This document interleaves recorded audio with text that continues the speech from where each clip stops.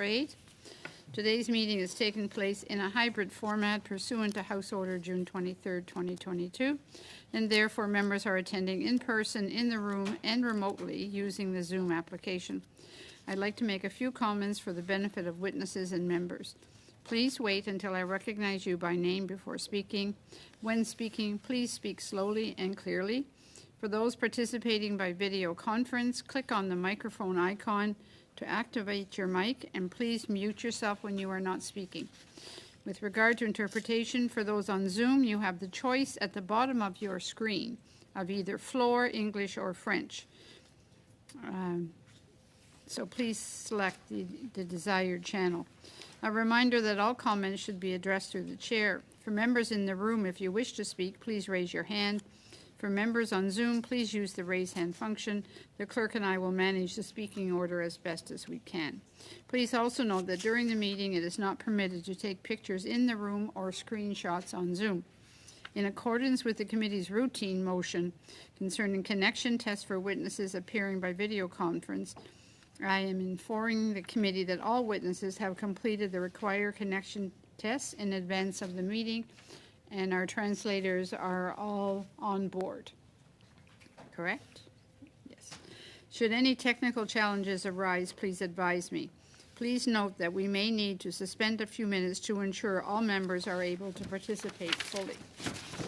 Pursuant to Standing Order 1082 and the motion adopted by the committee on Tuesday, September the 22, the committee is resuming a study of potential trade impacts of the United States Inflation Reduction Act of 2022 on certain firms and workers in Canada.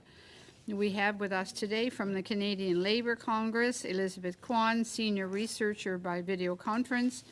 From the Canadian Nuclear Association, John Gorman, President and Chief Executive Officer.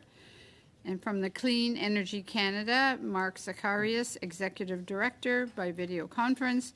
And from World Energy GH2, John Risley, Director by video conference. Welcome to you all, and thank you for sharing some time with the committee members today.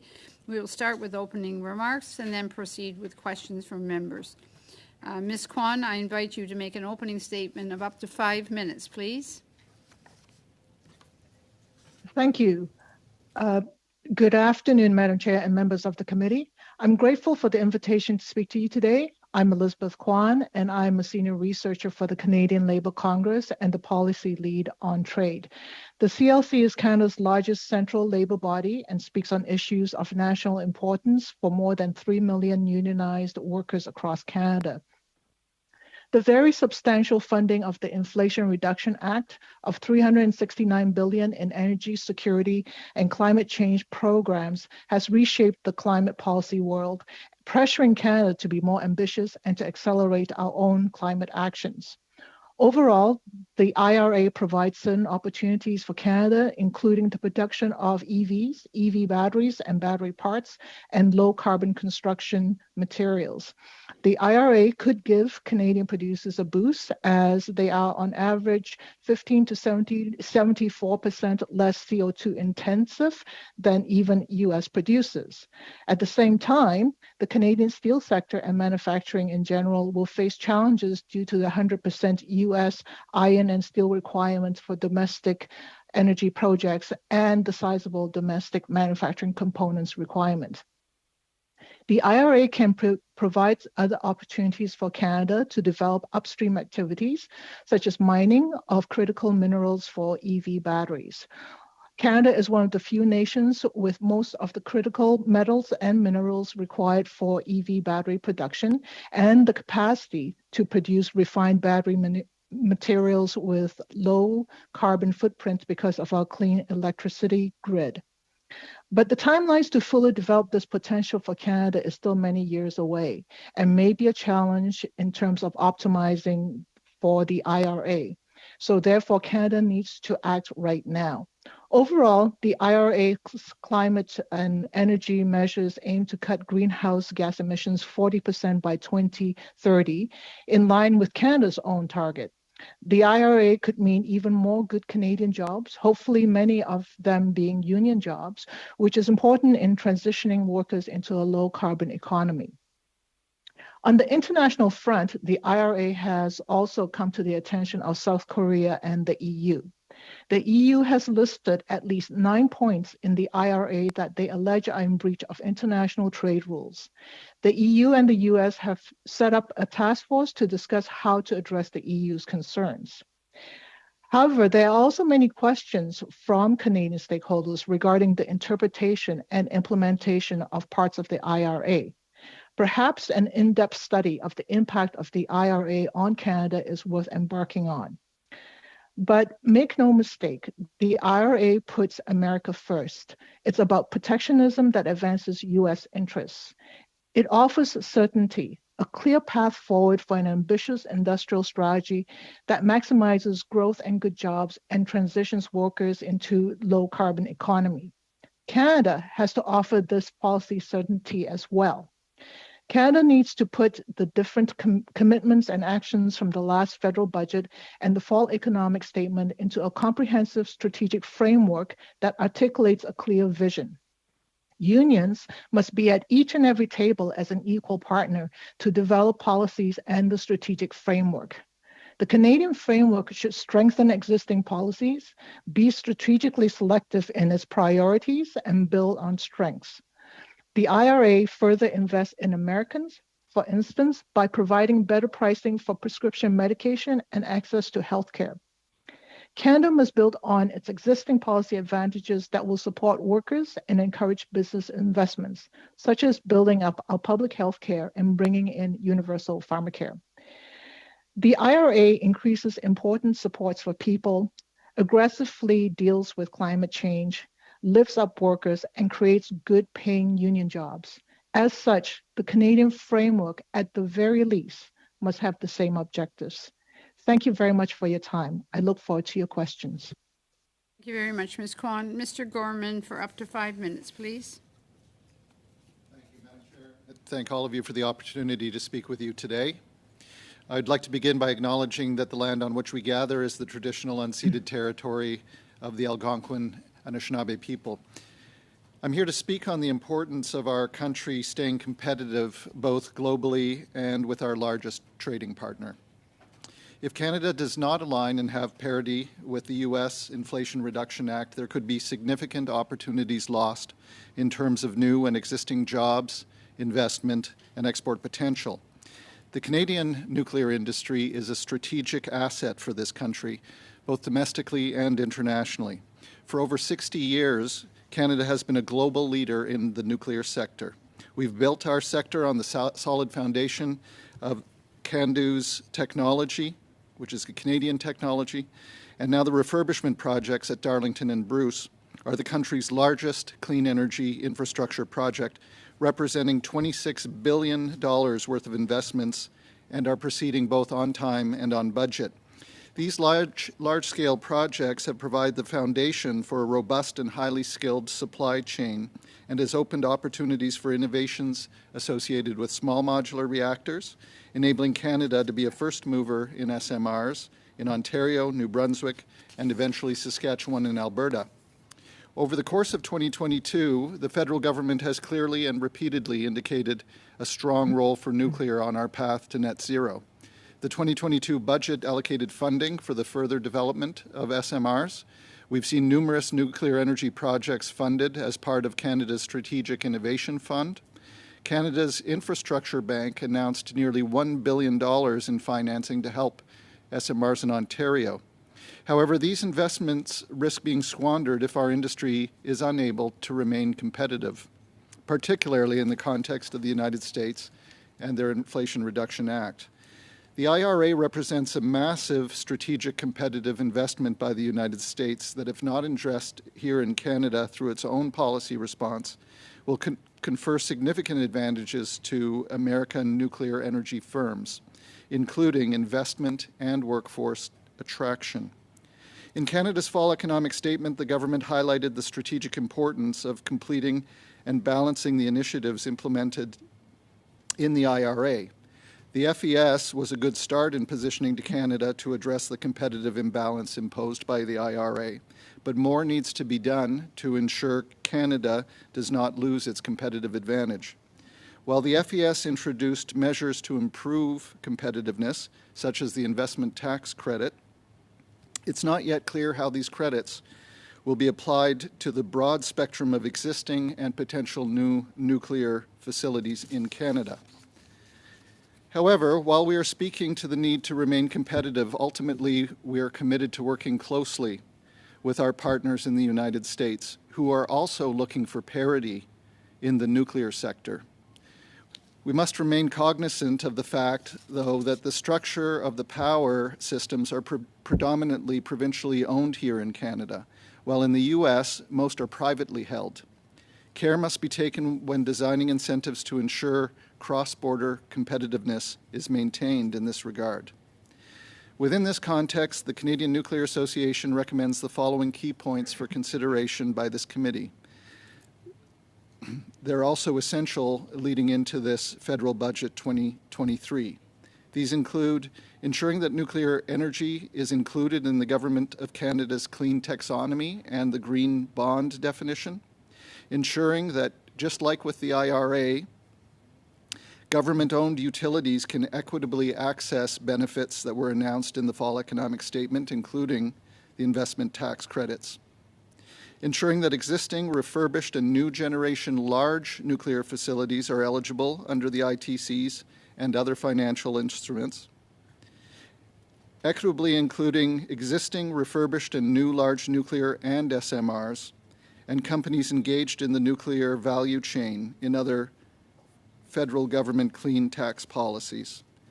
Support the export of Canadian uranium and CANDU technologies to global markets, which have now grown in importance because of increased vulnerability in terms of global energy security. And lastly, modernize and align domestically and internationally regulatory regimes, such as the Impact Assessment Act and the Canadian Nuclear Safety Commission, to provide clear, predictable processes for the timely deployment of nuclear energy projects and infrastructure. Over the coming weeks, the CNA, with its members, will conduct additional analysis on the implications of the IRA and the financial and other support required to enable growth of the nuclear sector, and will share these insights with the committee. Thank you, and I look forward to any questions. Thank you very much, Mr. Gorman. Mr. Zacharias, please, for 5 minutes.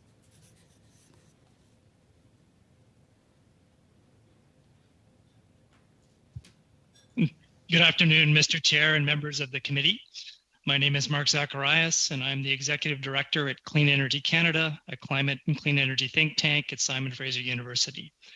I'll be speaking today on how Canada can position itself to maintain high-quality jobs and seize the economic opportunities in the shadow of the U.S. Inflation Reduction Act. The IRA is a game changer and requires Canada to act now and rethink our approaches to attracting and retaining jobs and investments. Prior to the IRA, Clean Energy Canada had done numerous studies that demonstrate the clear economic potential of a transition to a net zero economy.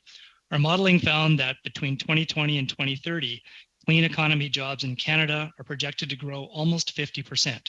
For example, by 2030, Canada's electric vehicle or EV battery supply chain could support nearly 250,000 direct and indirect jobs and add $48 billion annually to the Canadian economy.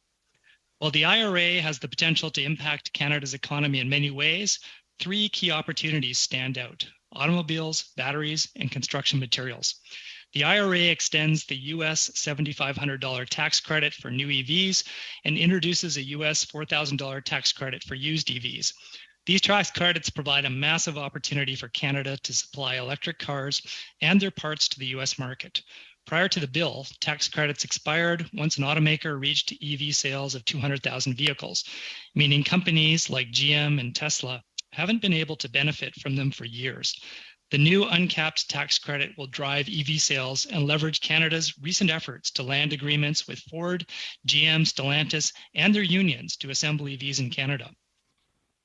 Even more important to Canada are the new rules on batteries. Starting in 2024, to access the EV tax credit, the vehicle must not only be built in North America, but its battery must contain at least 50% mineral content sourced in North America or a US trading partner, meaning not China. And 60% of the battery components by value must be made or assembled in North America. These percentages rise 10% annually until they reach 100% in 2029. Being one of the few nations with all of the critical metals and minerals required for battery production, along with the ability to produce refined battery materials using low-carbon electricity, Canada stands to benefit from the IRA's battery content requirements and will help us eat into China's 79% market share of the global lithium-ion battery market.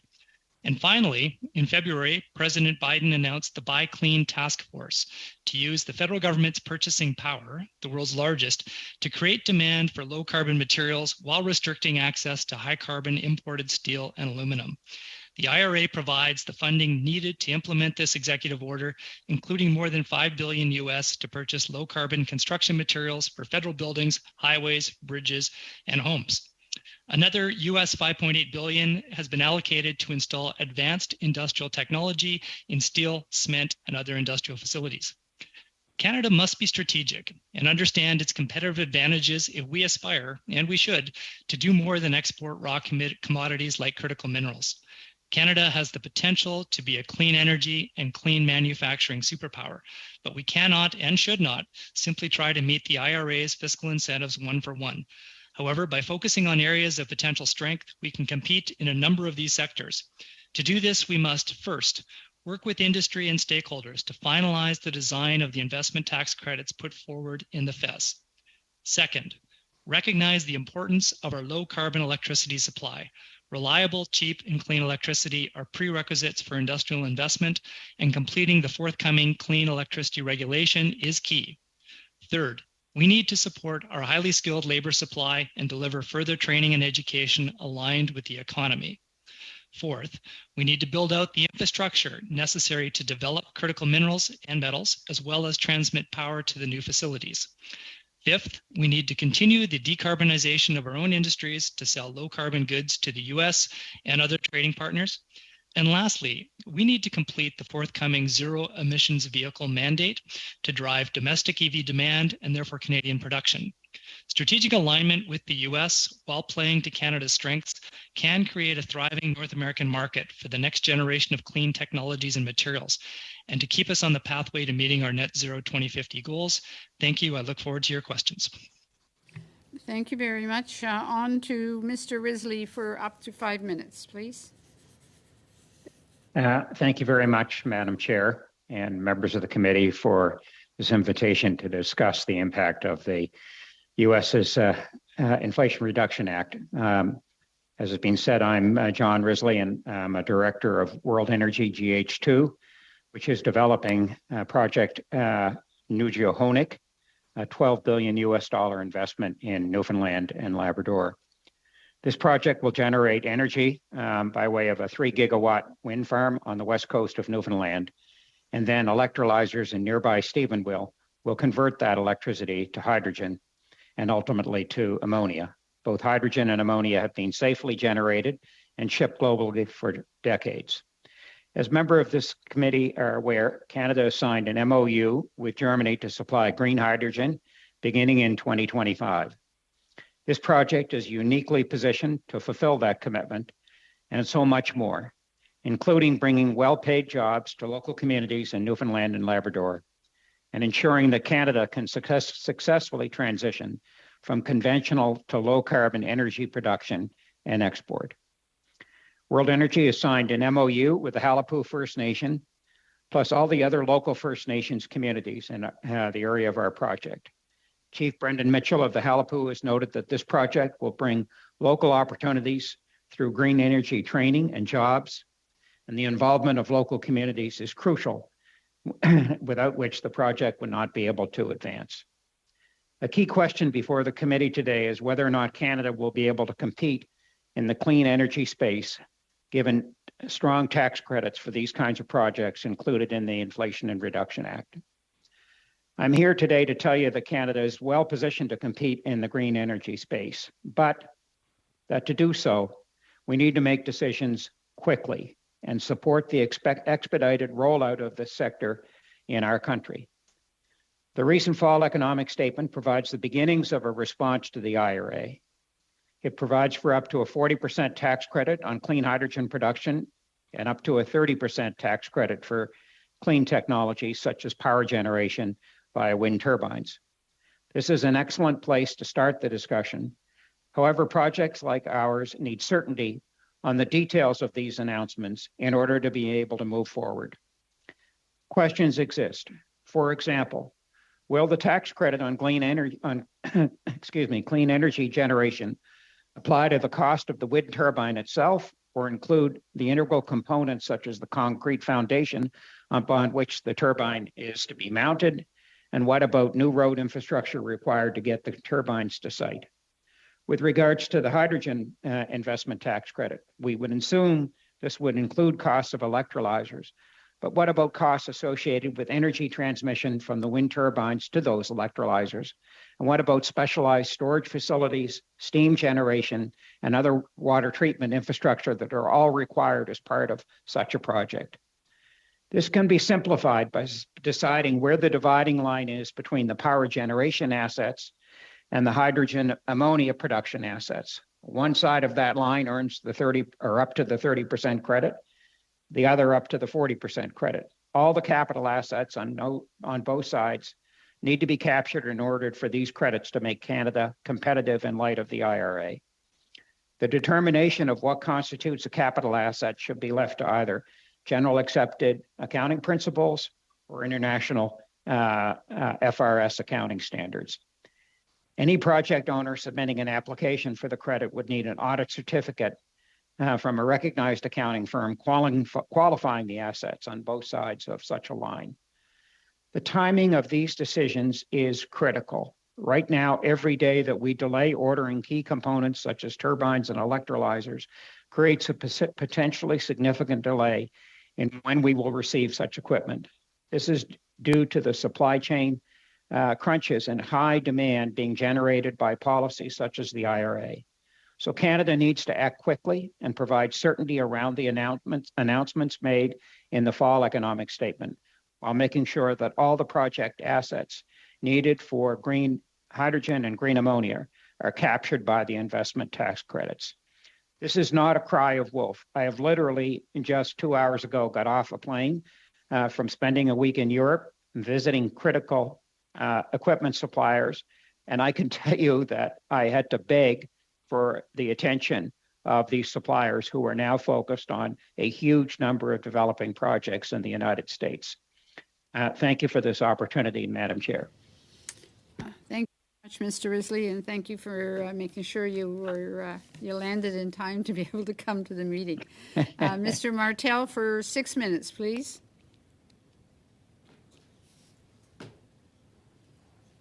Merci, Madame.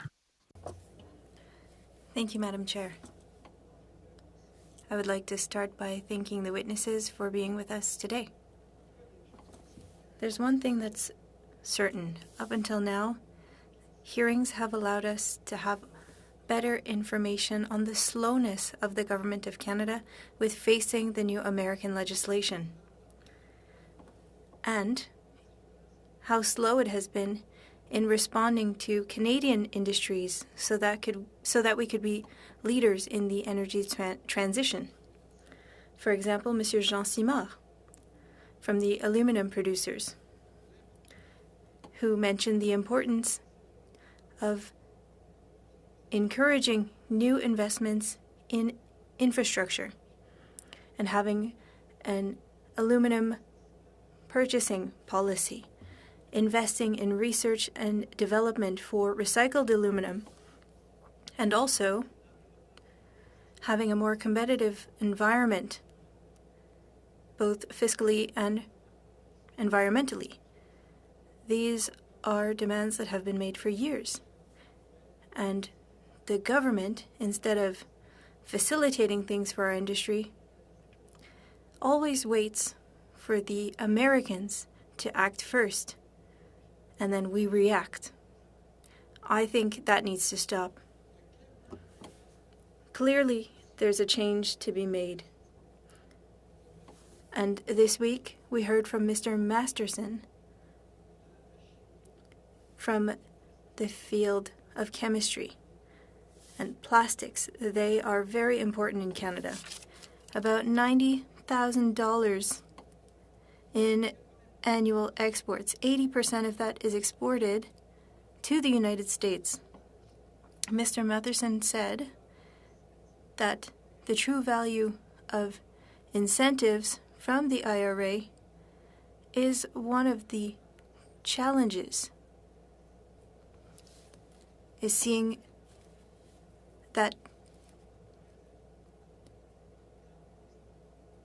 what is happening in the United States. There are some lucky industries that are on the government's list, and we have some representatives here today. They are on this list, and they receive access to federal funds in order to assist with decarbonization. But the problem, as was saying Mr. Masterson, is that the criteria for being on that list are not clear. They're not transparent. They're not available for everyone. And that means that it's not any industry that could get into a profitability analysis. However, in the United States, no companies are blacklisted. They're all on a nice list. They can all consult the IRA and have an idea of the incentives. It's very accessible. And this brings me to my question for Mr. Risley. In the hearing on November 18th, the Canadian Business Council stated that the fall economic statement contains a lack of detail with regards to tax credits for clean technology and clean hydrogen. They also stated that incentives in the United States are better and the rules are clearer for a company that has activities in Canada and that wants to invest in reducing its carbon footprint. And for Canadian companies in clean tech and clean hydrogen, how does that lack of details impact investment decisions? And this question is for Mr. Risley. Thank you, sir. Look, we need specifics around what the tax credits apply to, because we cannot do financial modeling. Without financial modeling, we can't bring our lender consortiums on side. We're talking about investments of billions of dollars, and obviously we need to be able to demonstrate what the government's policies are here at a very specific level. We do understand, look, and I don't want to sound like I'm being overly critical. I'm not. Directionally, the fall economic statement is very positive. But without this detail, we are just simply not able to plan. And without the ability to plan, we cannot order equipment. And ordering equipment for projects of this size requires deposits of hundreds of millions of dollars. So this is very serious business, you can imagine. So, and we understand the detail will be provided in the March budget, and we would encourage the government to please consult with industry during this interim period, so we're not surprised in March, and we can at least make our views and arguments known as to an appropriate way, if you like, to construct these credits so that they can be a meaningfully competitive response to the IRA. I'm sorry, Mr. Martel, your time is up. We're right down to 1 second left. Sorry about that. Mr. Arya, please, for 6 minutes. Thank you, Madam Chair. Madam Chair, the industrial transformation that is required for the global green transition is comparable to industrial revolution. And combine that with the talk of friendshoring, onshoring, the U.S. Inflation Reduction Act, combined with the U.S. CHIPS and Science Act. Basically, U.S. has laid out its plans for becoming a powerhouse in manufacturing too, going forward. I have a question for Ms. Elizabeth Kwan.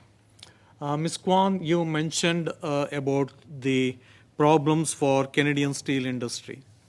While what we see in Inflation Reduction Act and the CHIPS and Science Act in the U.S. is US is promoting a lot of new manufacturing, new production capacity in their country. The steel production, like the aluminum here, has been stagnant for the last 20 years. The Canadian steel production, I think it has actually come down from about 17 million tons in 2000 to about 12.5 million tons in last year, 2021, if I'm not wrong.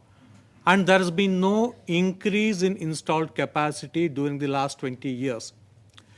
You know, whenever any small, 94% of the export of the US steel is to the US. We have signed free trade deal agreements with the European Union, Asia Pacific countries, and about 50, 60 countries around the world. But our steel producers are not exporting beyond the United States. And they're also not increasing the production capacity to make use of the natural resources available here, to add value, and to bring value addition to the Canadian economy. But if there is a small problem with their exports to the US, they come with their huge lobbies, asking government of Canada for funds to protect them. But I don't see their commitment. Maybe it is because almost all of them are foreign owned with no Canadian ownership. So they may consider Canada as just one of the branch officers for their exports to United States and for domestic Canadian market, but no interest in exporting to European Union or the Asia Pacific countries. What do you say about that?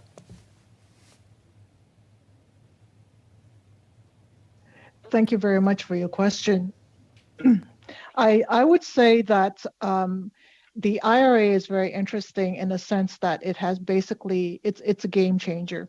The magnitude and the scope of what it's addressing, if nothing else, kind of, you know, I think is both an opportunity as well as a bit of a push for us to expand a lot of our own manufacturing, including steel, obviously, including auto. As you know, most of the trade is with the US. Canada does most of its trade with the US, and our markets is very integrated. So there is that aspect of it that hopefully if we align our standards of production and manufacturing and labor standards as well with what's being Fortunately, proposed. I have questions for other witnesses. Thank you. Okay. There is, anyway, Mr. Gorman, recently Brookfield Asset Management's investment in the U.S. Nuclear facility with Westinghouse, though it is more of a in-house transfer of ownership. Do you foresee any, I mean, in your view, there's any chance of private sector funds coming into nuclear power generation in Canada? Thank you. Thank you very much for the question, MP Arya. Yes, I do see tremendous opportunity for private investment in the nuclear sector. And in particular, we see this opportunity coming up in small modular reactors. Small modular reactors are a different business case to the large reactors, which have often required government backing because they are small and manufactured in manufacturing settings and then shipped to site and assembled. So it allows the private sector to participate. Westinghouse, very positive news for Canada in terms of keeping not only their conventional reactor technology, but these new small modular reactors through their Evinci technology. And there's that one signal that we had from Cameco and Brookfield in Westinghouse. We will see more investment coming into the Thank new you. technologies. I've got 1 minute left. I have a question for Mr. Mark Zacharias. Mr. Zacharias, obviously a lot of people are talking about the potential to Canada become a powerhouse, a global leader in critical minerals to electrical vehicle manufacturing. A lot of talks goes on the mineral side of it. A lot of talks goes on the battery manufacturing and the electrical vehicle manufacturing. Not many people talk about the manufacturing of anodes and cathodes. What do you say? What are you hearing about that? It's a really good question. I would preface my remarks by saying over the last couple of years, there have been 17 battery announcements in Canada, including some in cathode and anode production. And to those investments come to fruition, it would be about $15.2 billion of new investment in Canada. And to your question, I think the cathode and anode production, it is starting to come. Right now, we do need to align critical minerals and basically battery material production.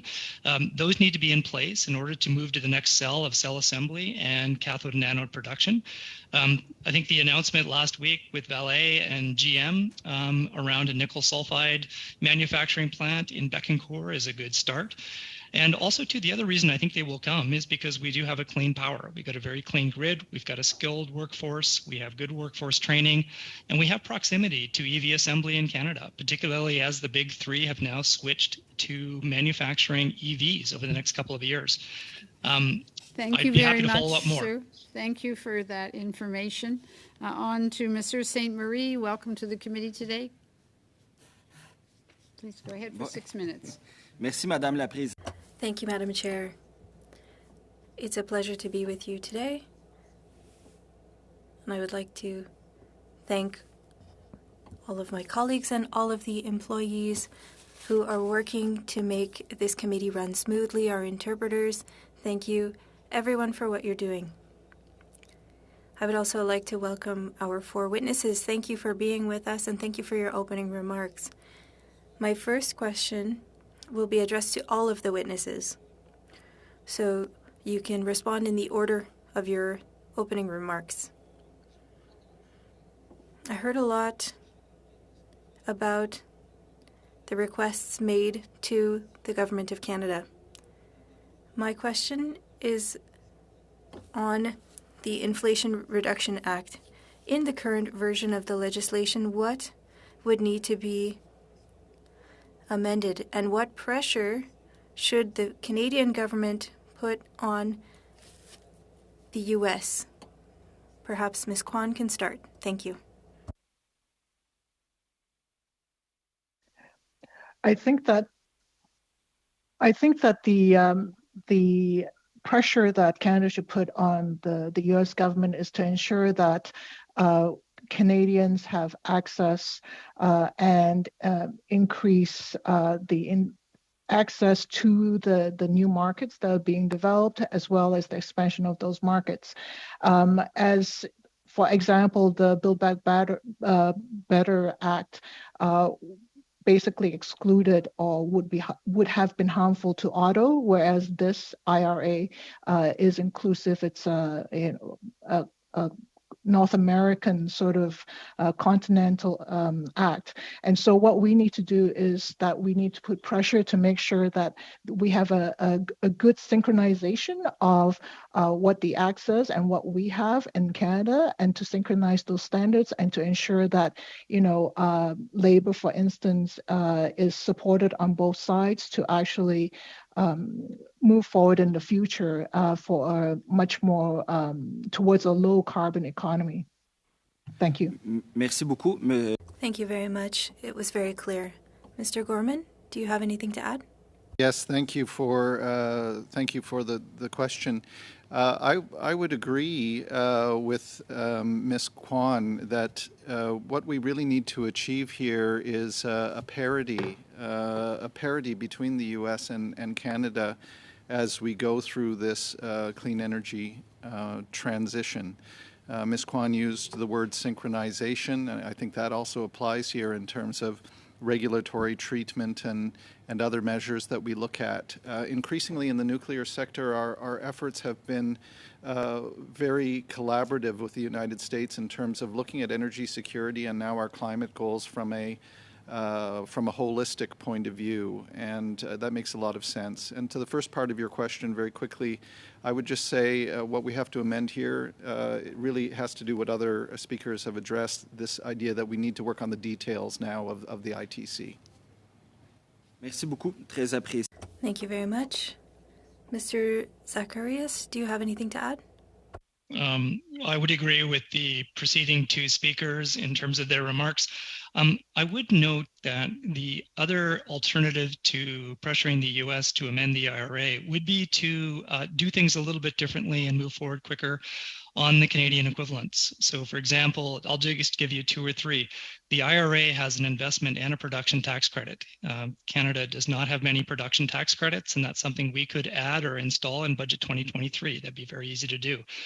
There are direct pay provisions in the IRA, which allows upfront financing for proponents to be able to invest their tax refund quickly in the initial capitalization. The IRA has 9 different buckets of tax credits, and there are many activities in there that don't have Canadian equivalents, which we could actually fill the gap. And I could go on, but I'll leave that for another question. Oui, merci. Donc, monsieur. Thank you very much. Mr. Risley, I think I have about a minute left if you want to add your thoughts. Thank you. Look, I think getting the Americans to try to change what they've already legislated is not a good use of time and energy. Billions of dollars are being invested on the back of that legislation, and the Americans are highly unlikely to tolerate any amendments to what has already gone through the system. What do we need to do? We don't need amendments. We need clarity, and we need a sense of urgency. C'est très clair, je vous remercie. That was very clear, thank you. And with the time that I have left, I will stop there. Blakey, welcome to the committee today. I'm glad to be back, Madam Chair. And I guess my first question would be for Ms. Kwan. If we go back to the fall of 2021, there was quite a lot of concern about the tax credit incentives for electric vehicle manufacturing, and particularly the possibility of Canada being frozen out of the industry based on the conditions that were attached to those tax credits. And I was part of an effort to go down and lobby in Washington to ensure that Canada wasn't frozen out of those provisions. And Canadian Labour played a really important role, particularly some of the international unions that have, brother and sister locals in the United States. I think of the United Steelworkers, my own union, the IBEW, Teamsters. I know you had talked earlier about the importance of having labor at the table. So I wonder if you want to speak a little bit to that specific example, but then also expand a little bit on the ways that ensuring that organized labor is at the table for discussions about IRA investments and Canadian equivalents and collaboration between Canada and the US in this new chapter, economic chapter, directed at fighting climate change. If you just want to speak a little bit to what labor has to offer when its voice is at the table, I think that would be a fine thing. Great. Thank you very much, MP. I think that I think that was very clear that the Build Back Better Act was an act that would have damaged auto, for instance, the auto industry, and that's why you were there and we were there fighting to make some amendments. But I think that moving forward with the IRA, what is really interesting is how it is. The act has basically put forward this connection of creating jobs in a low carbon economy that actually incentivizes good jobs being, present for what is now, and also to build out to really good union jobs in the future through its apprenticeship training.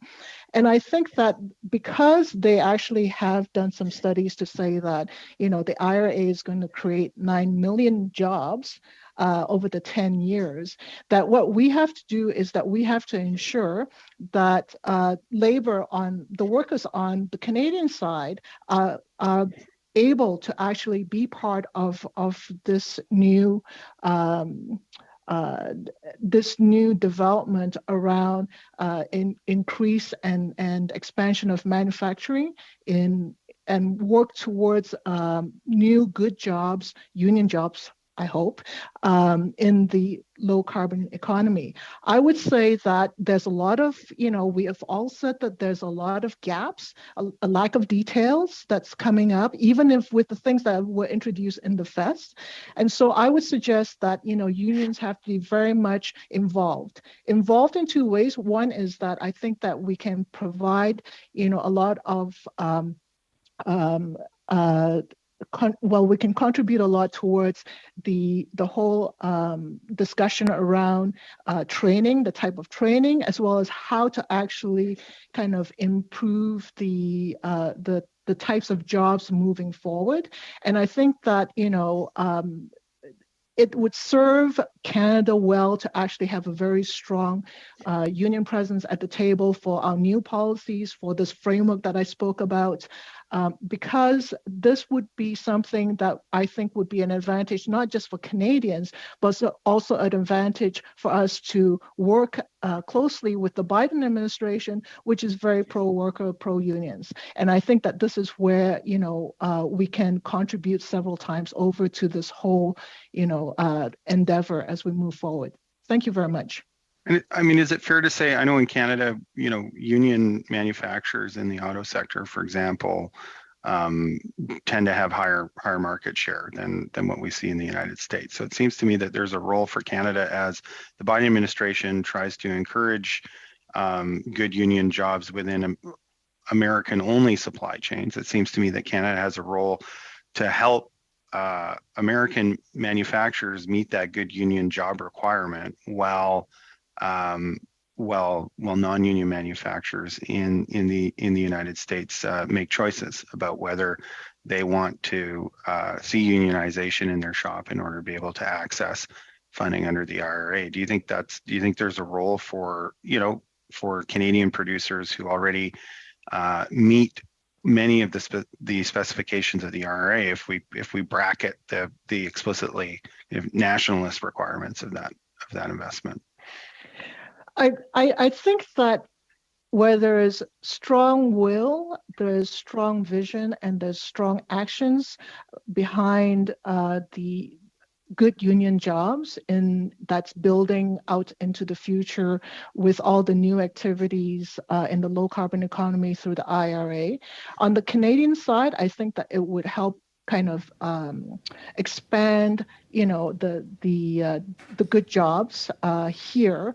But also, I think you're right. It does push the other side because, quite frankly, the incentives are under the IRA are very aggressive, I think. And they're aggressive not just on the manufacturing production side, but they're aggressive. The aggressiveness is tied to actually the conditions of labor and the conditions of apprenticeship. And I think that definitely there is a symbiotic and reciprocal sort of nature that we can leverage a lot more in the days to come. But I would say, though, that we have to get ourselves, our house in order first in order to do anything, because we need details, we need a plan, we need a strategic plan, and we need unions at the table to make sure that, Canada is going to be able to work hand in hand with the workers in the United States in this prosperous future. Thank you very much, Thank you, Ms. Mr. Kwan. Blakey. On to Mr. Baldinelli for 5 minutes, please. Thank you, Madam Chair, and thank you to all the witnesses for being with us this afternoon.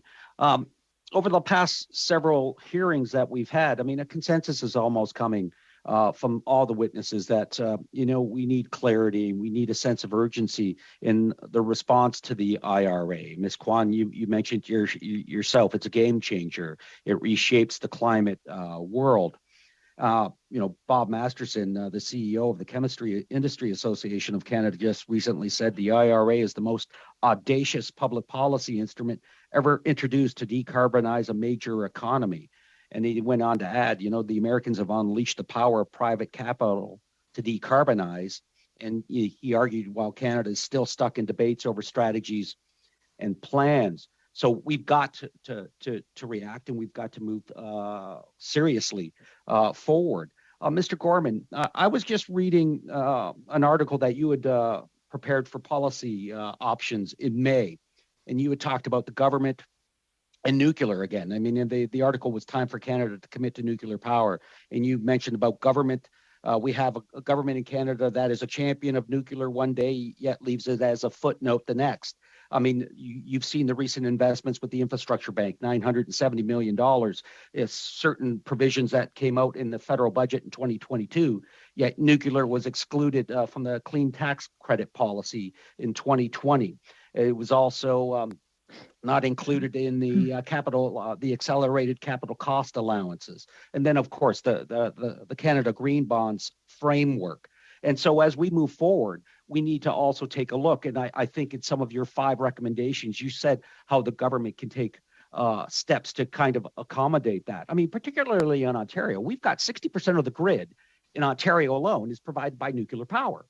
I mean, and I come from a riding of Niagara Falls, which is 2,200 megawatts of clean hydroelectric power, but 60%. I mean, previously I had the pleasure of working and doing community relations for Bruce Power when it first established in Kincardine. You see the impact that British Energy, when they moved to Canada, had not only in saving a community and the power that they produce, but also the supply chains. In my riding alone, you have ES Fox, which has thousands of jobs of workers, not only in the nuclear sector, but also now with the Darlington, they're going to be working in there. And what are the things that we need to do, in particularly as we move forward to decarbonize? We're going to need increased power.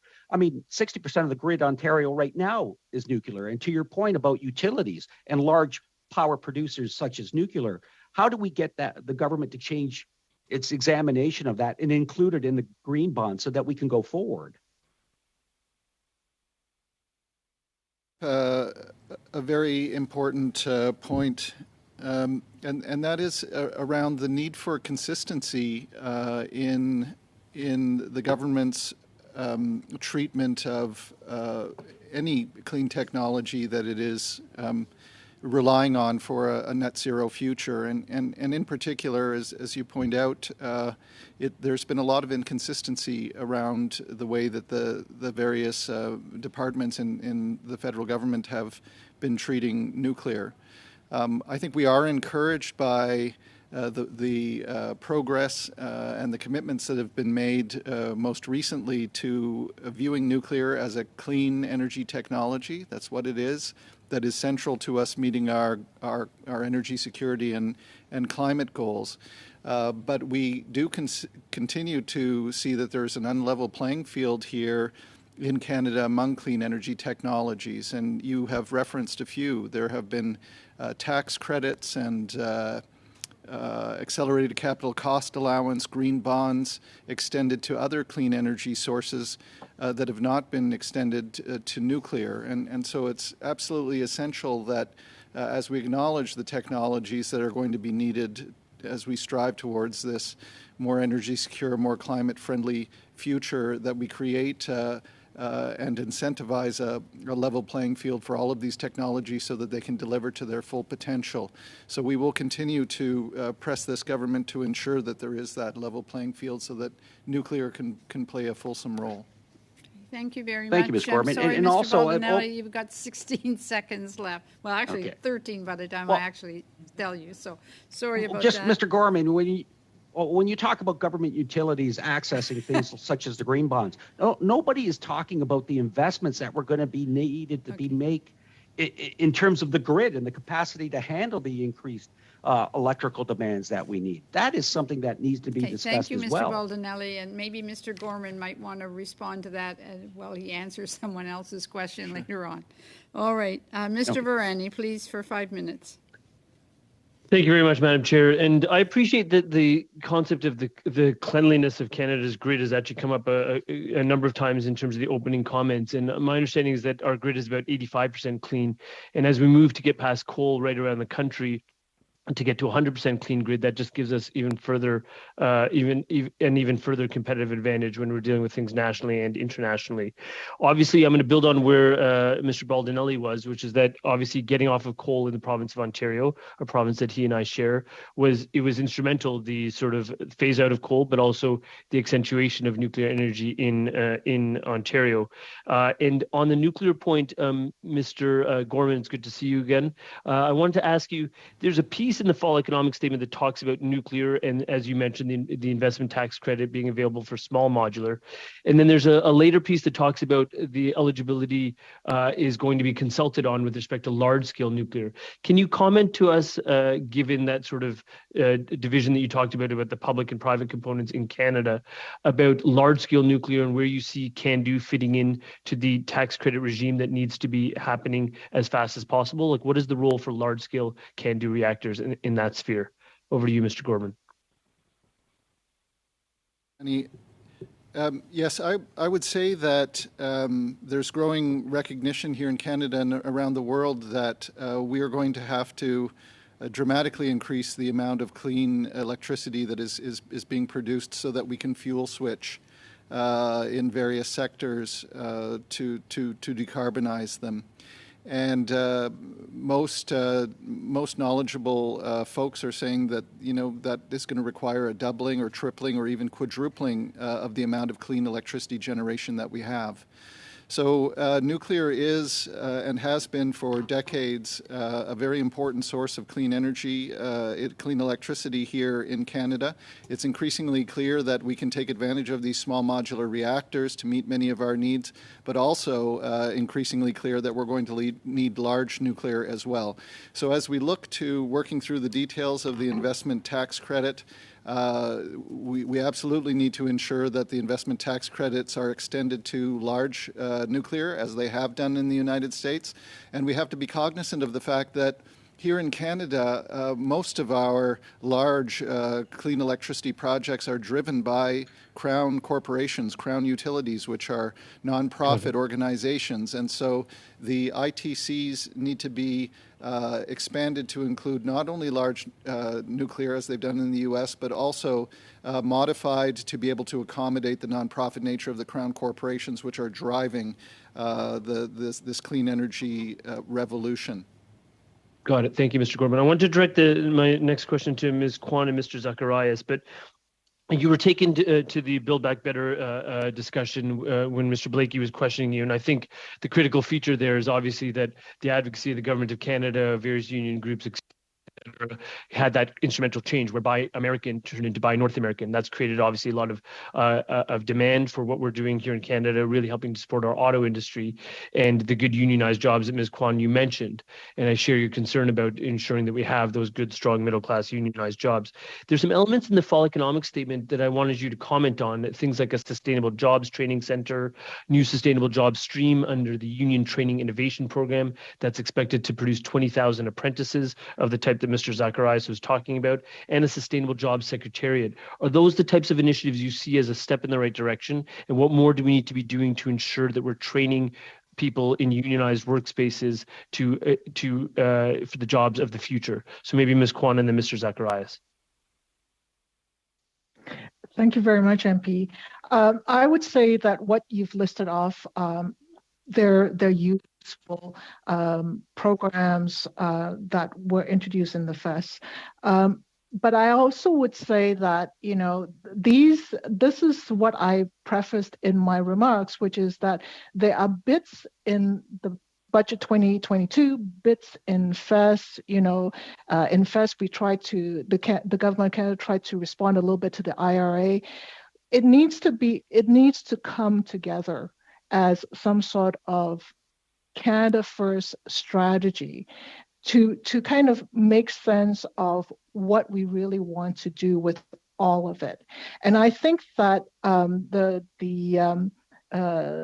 union jobs training thing is very good, of course, but like I said before, it's very aggressive what they're trying to do in the under the IRA.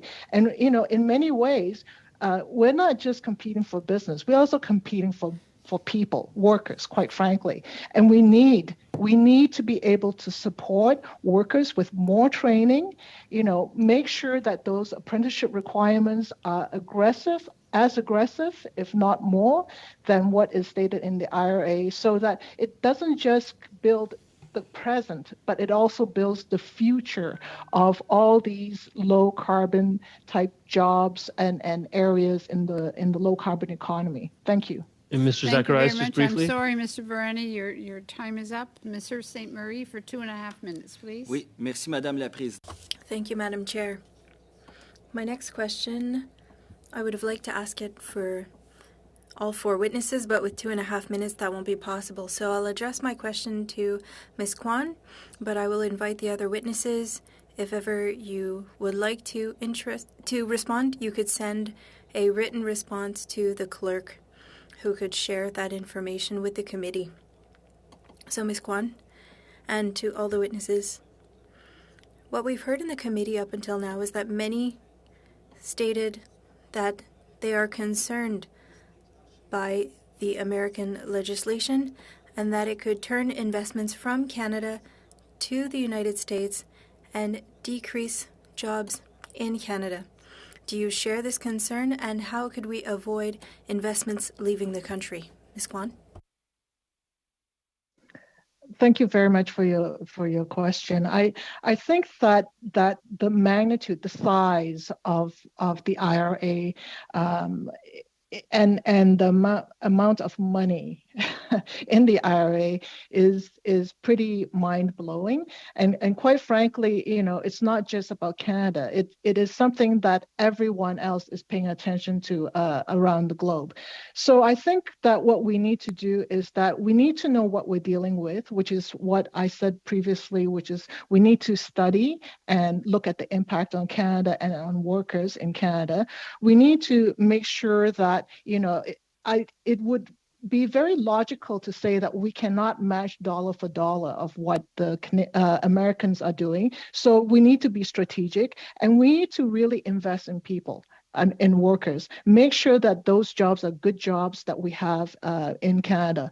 I would say that one of the things that advantages us in Canada is this. We actually have, and I know that this might not sound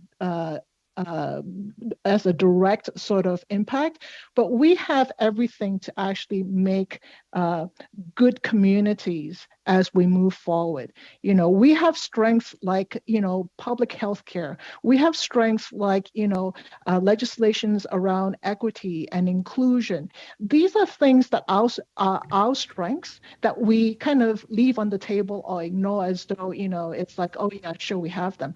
I think that these are things that we can put into the strategic framework and actually develop the people of Canada and develop good jobs and good works and good union jobs as we move forward. Thank you. Merci. Thank you very much. Mr. Blakey for 2.5 minutes, please. Thank you very much. I mean, what I'm hearing pretty loud and clear is that our competitors are engaging in pretty assertive industrial planning, and Canada's not. And we have a pretty rich history of not doing that, going back at least 30 years. And Canada's trying to develop a way to do that in order to respond to competitors that are frankly, more serious about taking a coordinated approach to industrial development in sectors that appear to be and ought to be the future of our economy. So I'm wondering, Mr. Risley had said earlier that he was hoping, that there would be consultation with a sense of urgency around some of the items that the government's already announced in their fall economic statement. Wondering, when we talk about that effort and the need to have labor and industry at the table with government, do those tables already exist? If so, where are they? What are they called? Who sits on them? How often does that regular consultation happen so that we have a process of ongoing industrial planning? Or is it the opinion of our witnesses here today for the respective industries that infrastructure doesn't really exist? I thought maybe I'd start with Mr. Risley, and then the other witnesses can chime in with whatever time remains. Thank you for the question, Mr. Blakey. The infrastructure doesn't exist in a classic sense. However, elements of the infrastructure exist. Obviously, industry talks to union and each talk to government. industry does have a responsibility to get its act together, to act in unison in terms of its position with government. But there is no formal infrastructure for consultation around programs such as the Fall Economic Statements response. And I think that, on the other hand, I would, and I don't want to sound like I'm defending the government, but the IRA really came out of nowhere. Nobody expected it. And bang, all of a sudden we get this awesome piece of legislation, and it caught everybody by surprise. And we need to act quickly, and industry is prepared to react quickly. And I would say that the jobs that are going to be created by the clean energy revolution in Canada, the transition of clean energy in Canada, are going to be excellent jobs. There's no question about that. And we just need to move on with it, because if we don't, we are going to miss the boat. We will not be in second place. We will be in 7th or 8th place. Thank you very much for that. Thank you very much, Mr. Blakey. On to Mr. Carey for 5 minutes, please. Thank you very much, Madam Chair, and I want to thank the witnesses for being here today. I am very concerned with the testimony, though. We've been hearing it from other witnesses before the fall economic update. The IRA was supposed to be the fix for the Build Back Better, and it seems the Canadian government has not been engaged. It was actually passed August 16th, and a lot of our witnesses before the fall economic update were looking for urgent action, because waiting till March or April is not acceptable. I think Mr. Masterson just last meeting said time for studies and debates over. The Business Council of Canada has argued that Freeland can't afford to wait, urging her to move the budget date to February instead of March or April. Mr. Riesly, we had your Madame Vera Perez from the Hydrogen Fuel Cell Association say the lack of action, Canada's falling behind. We have to reclaim our leadership. It's extremely urgent. Even the fall economic statement concluded, without new measures to keep pace with the IRA, Canada risks being left behind. And I'm very, very concerned, because the things that we're being asked for seems, it's talked about in the update, but nothing is solid in there, nothing certainty. And with the American uncertainty, we're seeing businesses concerned that maybe they're going to go down there right away before the change can happen in the United States. So I guess, Mr. Gorman, because, in Oshawa, I'm surrounded by nuclear, and with the auto sector, you mentioned some things that could help with competitiveness. You mentioned the green bonds, I think, to allow government-owned businesses to have access to tax credits, refurbishing. Could you please tell the committee, is there anything that the government could do before March or April or whenever they're going to come up with the next budget that could give some certainty to the market? Because we'd like to see that business attracted here to Canada instead of losing out to the United States. I do believe that if the government were able to send a strong signal before the budget about what its intention is in terms of leveling up with what the United States has achieved with the IRA, that would give all of the sectors that are needed to make this clean energy transition happen the ability to consider their plans, consider where their investments are going to go before they make critical decisions for making those investments and business plans for participating in the U.S. market. So I think there is important business strategy decisions that are being made as we wait for Budget 2023 to come out, and right now the smart money and the strategic business decisions are all geared towards the U.S., where the IRA is clearly creating enormous opportunity. So signaling exactly what we're trying to achieve here and which sectors we are supporting would be helpful. Well, I agree, and I think I just worry that it's not enough. We had 4 days ago, the former Bank of Canada Governor, Stephen Poloz, he believes that red tape and overregulation are sending Canada's economic productivity down the drain. He said Canada is the second last for productivity and performance among the OECD countries. And this is so concerning because this is this investment with the IRA is generational. And I was wondering, Mr. Risley, maybe you could comment. Again, your colleague from the Canadian Hydrogen Fuel Cell Association, we have all the tools to be competitive. And there was nothing of certainty in the fall economic update. And as I said, the IRA was passed August 16th. Can we wait until March or April? Or how much are we going to lose by just sitting on our hands? And to give you an example, and this is just an example, but I think it's an indication of the sense of the supply chain problems. We were told by one of the very major OEMs in this industry, without which it would be very hard to build a project of our scale, that if we don't order equipment in January, we will not get it in time for 2025. And if we wait 6 months, then we are subject to a further 2-year delay. So that's the problem we face, because people are not waiting around for Canada to make up its mind. People are spending tens of billions of dollars in the United States in response to the IRA now, and we need to move on. We can do it here. We've got all the ingredients. We've got the raw materials. We've got great resources. We've got the people. We can do it. We can. Thank you very I have much, the confidence. Mr. We just need government out of the way. Thank you, Mr. Carey. On to Mr. Miao for 5 minutes. Thank you, Madam Chair, and thank you to all the witnesses for being here today. First, I'd like to ask a question about nuclear medicine through you, Madam Chair, to Mr. Gorman. In 2018, the Prime Minister announced a new institute for advanced medical isotope at the UBC, University of British Columbia's Triumph facility. Can you give us an overview of the work being done here? And could this work result in increased Canadian exports of medical isotopes? You're right. The medical science part of the nuclear sector is often overlooked because of discussions around nuclear power. But the fact is that Canada is absolutely a world leader in the production of life-saving medical isotopes.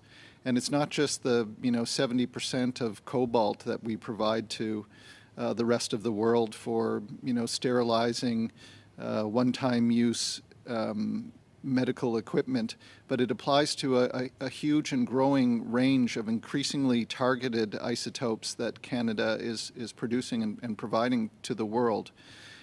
The work that is being done at Triumph and at the Canadian Nuclear Laboratories at McMaster, this is innovative, important work that is providing these life-saving isotopes.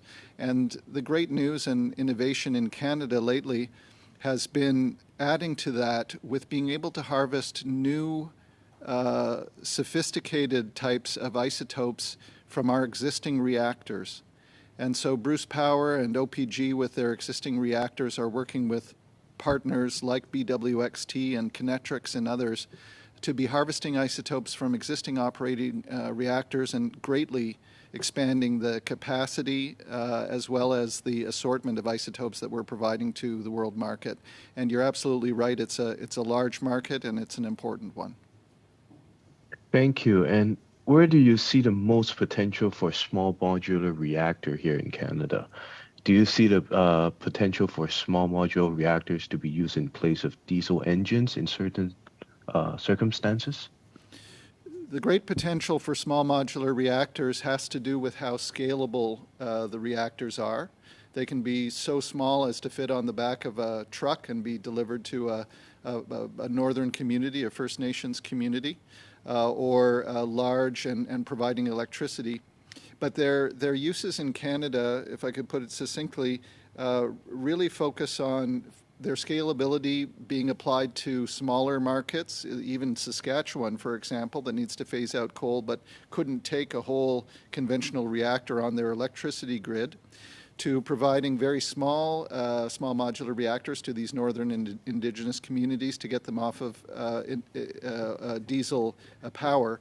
But lastly, these small modular reactors produce very high temperature heat, and this high temperature heat can be used to replace industrial heat in the production of steel, cement, used in mining operations, in the way that we extract and process oil and gas, in a way that electricity just can't do by itself.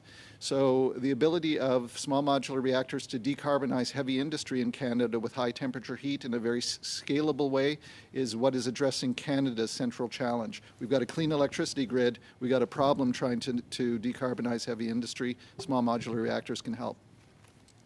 And what are the biggest barrier right now to nuclear energy in Canada? There are several things that we have to be watching very closely. I call them bottleneck issues. One of them is common to any build out of major infrastructure, and that is speed to approvals for siting and building out infrastructure. That applies to nuclear. It just is taking too long to get approvals to have things built. Another one is financing and having the public funds there to ensure we can unlock private financing. Ms. Kwan has spoken about some of the HR challenges that we're going to have vis-a-vis the United States, and ensuring that we've got a really competitive workforce, skilled workforce that can build out our nuclear infrastructure. Those are some of the issues that we're looking at right now. Thank you very Thank you much. for sharing. Completed 2 rounds. We have time for a few more of our questioners. Mr. Seaback? That's great. How much time do I have? Let's try the 5 minutes. That's fantastic. First question, I want to ask Mr. Risley. When you look at trying to unlock private financing, private capital, what's the best way for us to drive innovation that we're trying to see in the development of these things? Government programs or tax incentives and other investment incentives for business? Look, that's a great question. I'm not sure that I've got the time to adequately respond to it. I think there's a number of ways you can create a level playing field. For instance, in the IRA specific to hydrogen, the American legislation has provided a very elegant solution, which simply says, okay, here's a production tax payment of up to $3 a kilo based on labor, based on carbon intensity. And so that gives the industry real certainty. It doesn't matter how they get there. They just know if they get there, they get $3 a kilo by way of a direct payment for 10 years. And they're doing the same for battery, right? Like a certain... Yeah, exactly. We've decided, and this is fine, I'm not being critical here, that we want to go with a one-time tax credit on the eligibility of certain assets or the capital cost of a project.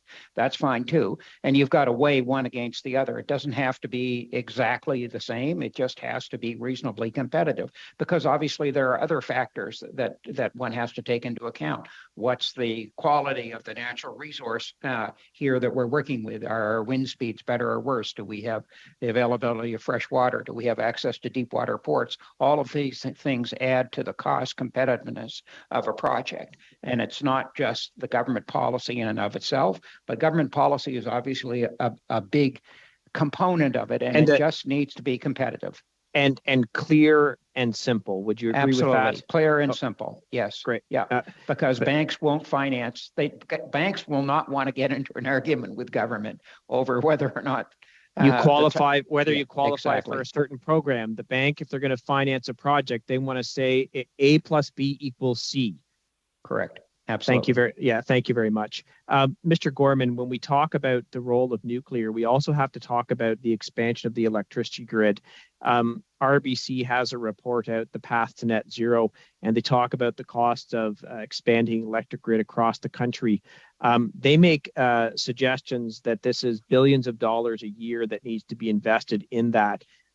What's your take on increasing the electric grid in conjunction with electric generation? This question keeps me up at night. I think there is a very significant underappreciation of the sheer amount of electricity infrastructure that we're going to have to build out over the next 30 years or so. It's being reflected in underestimations by the provinces themselves and by their systems operators.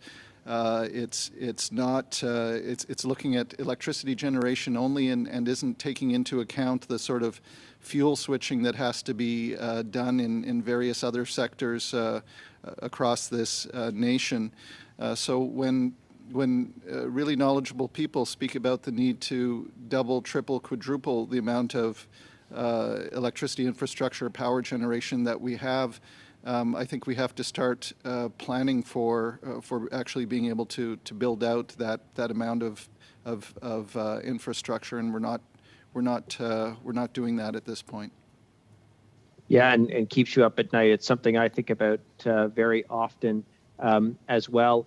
The incoherence that we seem to get from the government on nuclear. Is there any path to net zero, in your opinion, in Canada, around the world, without nuclear? There's a growing consensus that there is no cost-effective pathway to net zero without significant amounts of nuclear. That's certainly true here at home, but globally. And that's not to say that nuclear is a panacea or a silver bullet. It's going to require every bit of existing clean energy technology that we have, wind, water, solar, conventional nuclear. It's going to take everything that we can be developing, hydrogen, carbon capture and storage, small modular reactors, et cetera, to actually meet this challenge. But nuclear is certainly going to be a very important component of that mix. And Thank I know you I'm very almost much. out of time. I'm sorry, I got 2 seconds left, Mr. Seaback. Mr. Sheehan?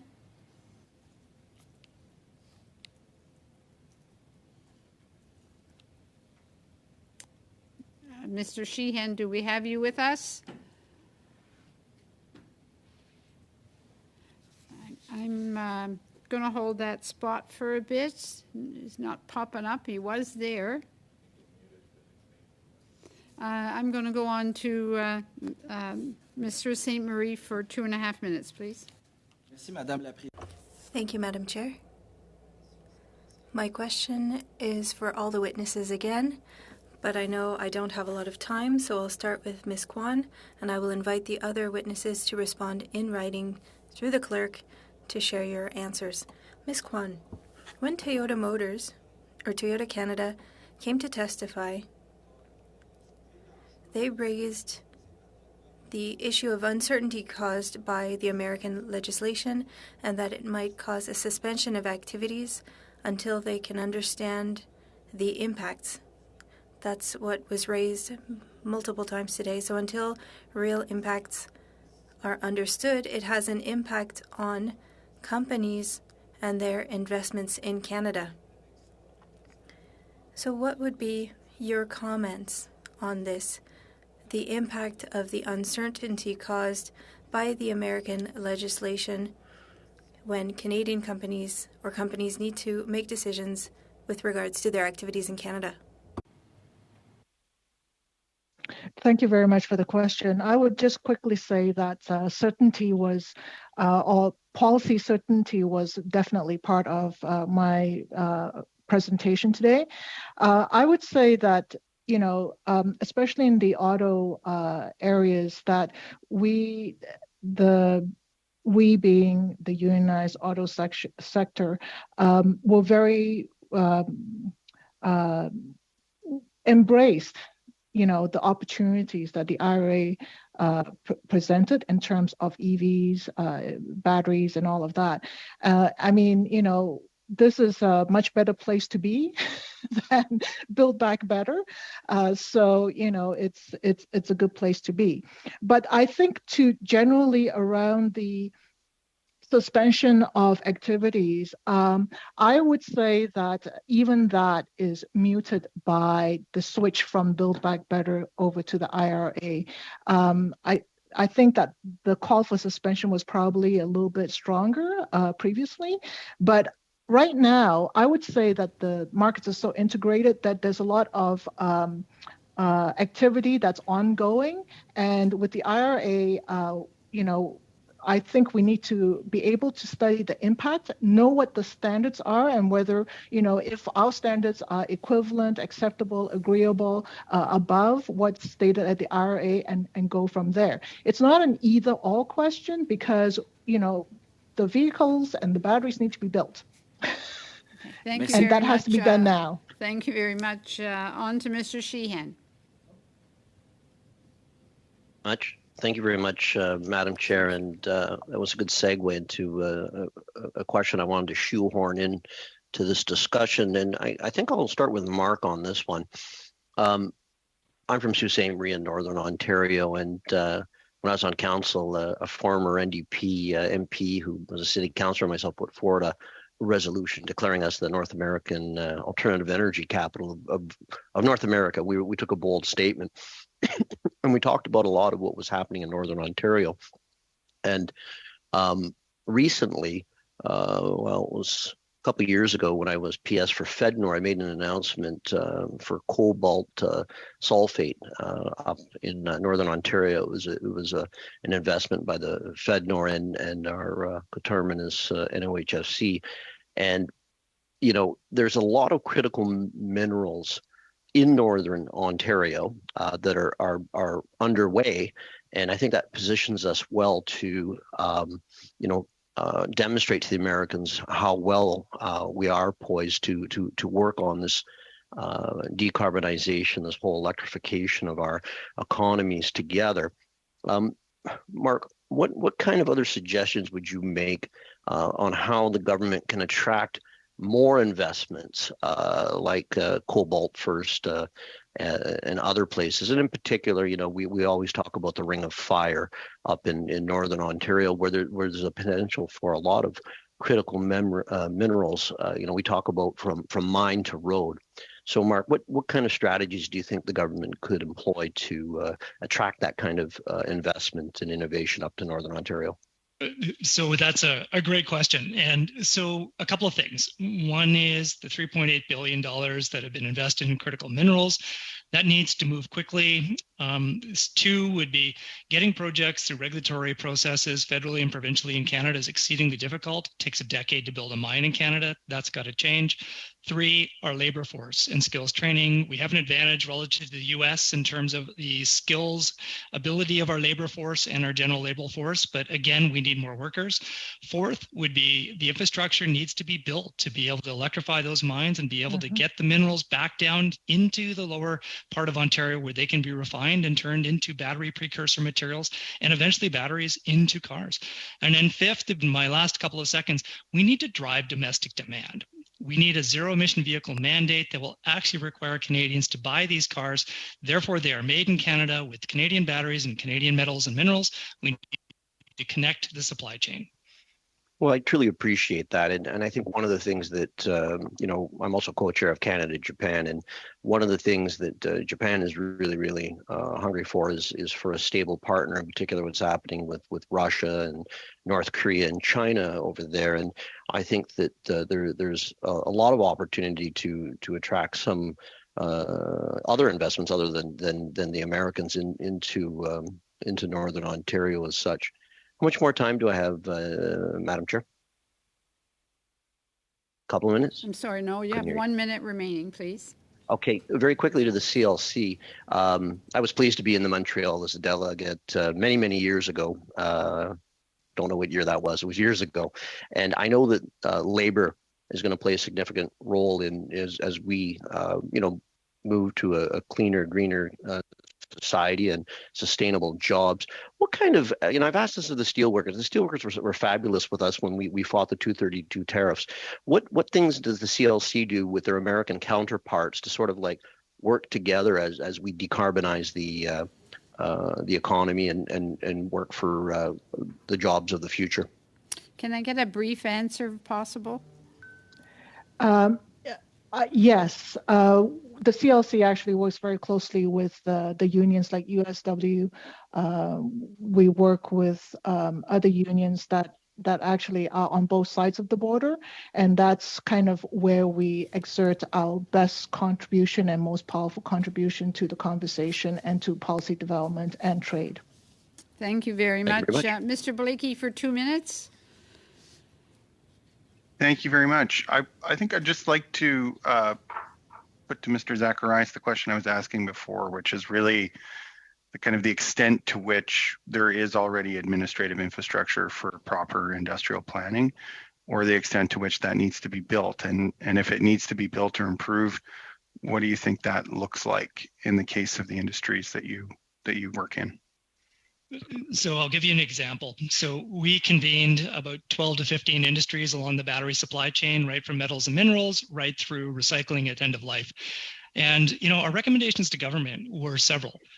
First and foremost is they're doing good jobs in certain parts of the value and supply chain and then ignoring completely others. So you've got NRCan, you've got ISED, you've got Minister Champagne outlanding battery deals in Ontario and Quebec. That's excellent. But what we're saying is that without a holistic approach to this, you're going to miss the opportunity. And that is labor supply, skills training, building the infrastructure to get the critical minerals, building the infrastructure to get the electricity to these new plants, and then actually moving your grid to a clean grid. So all the things we've actually talked about here are all important. And they're the parts that aren't happening right now. And now that is in addition to things like whether we need more production tax credits and whether to get moving quickly on this. But there is an entire kind of vacuum that needs to get filled and recognized and acknowledged. And so Canada can do it. It's just a matter of getting the right people in the room to move it forward. And do you think that's something where government ought to be taking a leadership role in that convening capacity, or do you think that's something industry needs to do and then come to government once that's done? What do you think the process of improving that infrastructure looks like? From our work at Clean Energy Canada, what we're finding is building industry alliances and building industry task forces and approaching government with solutions that they can understand and adopt is the best way. We've done it with batteries. We've done it on Buy Clean and clean procurement. I think we need collectively all of us to do it on clean electricity and doubling our grid, because that seems to be the only way to kind of highlight that. And what we want government to do is commit to a strategy, more of a planning document that says this will be done when, and have all of the steps filled so we don't leave a hole at the end of the day and watch our investments flow back into the U.S. Thank you very much. Thank you, Mr. Blakey. I want to thank the witnesses very much for your valuable information today. And I am going to suspend for a few minutes as we have some committee business to deal with. So I'll move suspension for the moment.